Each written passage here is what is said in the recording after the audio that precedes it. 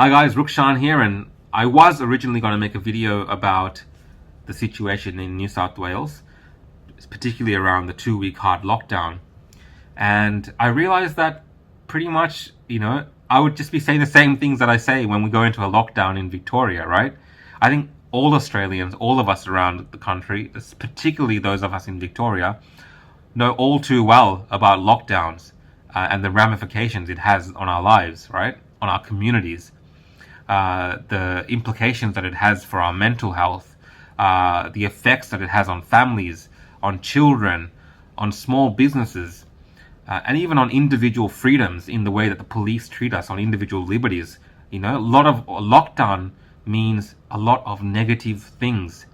There is really no positive of a lockdown in the communal sense, right? In the sense of a community, there's no positive. Even for an individual, I can't find a positive of a lockdown. It was fun the first lockdown, maybe, right? You did something new, you had some time at home, you got to relax, watch some Netflix, whatever it was. But then when it becomes a normal part of your life, when it becomes a normal part of living, when it becomes a normal tool used by the government with access to, so much expertise, so much knowledge from around the world, that the only thing that our government, numerous state governments in Australia, can do is to react in such a manner that we just lock down people in their homes. Now, when the hell did that become the new normal? And we have a federal government that kind of just stands by and allows this to happen. We have governments in this country who are obsessed with the idea of zero. They are obsessed with the idea of these donut days, like in Victoria. Now, I understand the concept of zero and why, if you're working in health and you're trying to achieve a health outcome, that you would want to eliminate something like a virus altogether to zero. But what are we learning each time when we go into lockdown? Lockdowns aren't working because each time we go into a lockdown and we come out of it, a few weeks later, we're also again facing the possibility of a lockdown, because this is something that doesn't seem to be able to be controlled by lockdowns. Okay? Now, the government in Australia, state governments, particularly in Victoria, they love to talk about how successful a lockdown has been. They will say when they get up on their press conferences that this is one of the only countries in the world, or we're the only health department in the world that has managed to tame this particular variant of the virus. But what does that mean for the rest of us? What does that actually mean? Because the impact that is having on our life to achieve these, these these goals, right? These key goals, these key outcomes. I'm trying to think of a word that we use in retail or in business. It's not coming to me. What's that word? Starts with K. KPIs, right? It's like trying to achieve these kind of key performance indicator. And I think for governments, for these health authorities, zero is their only KPI, right? They don't want to live with anything else besides getting to a zero. And with that zero, the only other thing that's attached to it is the rate of vaccination now. So how many people can we have vaccinated? But even for that, they won't give us a proper number to tell us exactly what those numbers are, because they just it's all up in the air, right? So how long can we go on like this? And is it acceptable to live like this for people in this country? My position is that it's completely unacceptable. Our governments have completely lost the plot. There was a time there that we would look to New South Wales and be like, look, they're level-headed. Gladys is handling this in a different way. But we've seen her, I guess, succumb to the pressure, and we've seen the health authorities there succumb to the pressure. There was a period of time it looked like they were trying something different, which was trying to see if, we can control this virus without going into a lockdown to get it to zero. And they didn't really want to take the full gamble, it looks like. They just kind of shut it down when it looked like it might, could go 50-50 either way. That's my opinion, right? We don't have access to a lot of this data to actually extrapolate exactly why they made the decision. But it seems like that's what's happened here. Now, what's the solution? Well, the solution is apparently being vaccinated, a huge percentage of the population being vaccinated. That will apparently stop the government from locking us down. And I'm suspicious. I'm suspicious that they will ever give up this kind of lockdown thing that they're doing. You know, and one of the reasons I'm suspicious is because just recently in Israel on Friday, right? This is a country with a majority of the adult population already vaccinated. I'm talking like 60-70% of the adult population is vaccinated with Pfizer. Okay, this is not, they don't have the AstraZeneca jab like we do. They had the Pfizer mostly in Israel.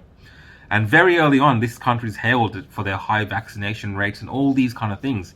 But what's Israel done on Friday? Okay, with this percentage of their population vaccinated, people who are vaccinated are getting infected with the Delta strain in Israel, right?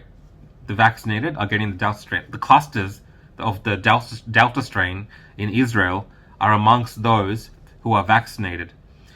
And because of that, they've reintroduced the mask mandate in Israel and some other smaller restrictions as well.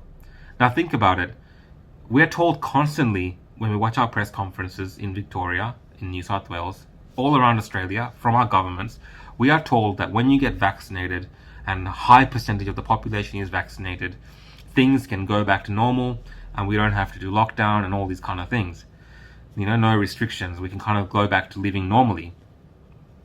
But in Israel, you have such a large percentage of the population already vaccinated that their government's reaction to these new clusters appearing of this Delta strain, okay, is to reintroduce mask mandates. And there's nothing to say that, in a few weeks' time, if these kind of new Delta clusters look like they're out of control, the government might justify putting the population of Israel back in lockdown. We've gone from one strain of the virus causing grief for us last few months ago to now all these different strains making our governments react in certain ways. And even in countries where there's a high uptake of vaccinations, they're still deciding to introduce restrictions and possibly even lockdowns. So when we hear our leaders on the pedestals tell us that the only way out of this is through the vaccine, I don't believe them. Yes, that might make it easier for them to make certain decisions, but if it's shown to them that certain strain of the virus or certain the Delta strain, or now we have the Delta Plus. Have you guys heard of the Delta Plus? Sorry, I'm going on a tangent here, but we got Delta and we got Delta Plus. So this is the extra spicy Indian chicken masala version of the virus. Okay, because that's what the Delta strain is. It's the one that they used to call the Indian strain, but now they've called it the Delta strain. Whatever. We got Delta Plus. What's next? Delta Max, Delta Ultra, Delta XL. This can keep going on and on forever. And it's possible that these viruses, these different strains are acting in different ways. Whatever they're telling us, okay. But the only thing that seems to be consistent here is governments are reacting in the exact same manner each time. We need our leaders. We need, Daniel Andrews in Victoria, Gladys, Anastasia in Queensland, McGowan, and whoever the dude is in South Australia and Northern Territory and Tasmania. Insignificant guys, right? We need these people to be more creative and understanding of the situation of the entire population. We don't want to just be locked down each time.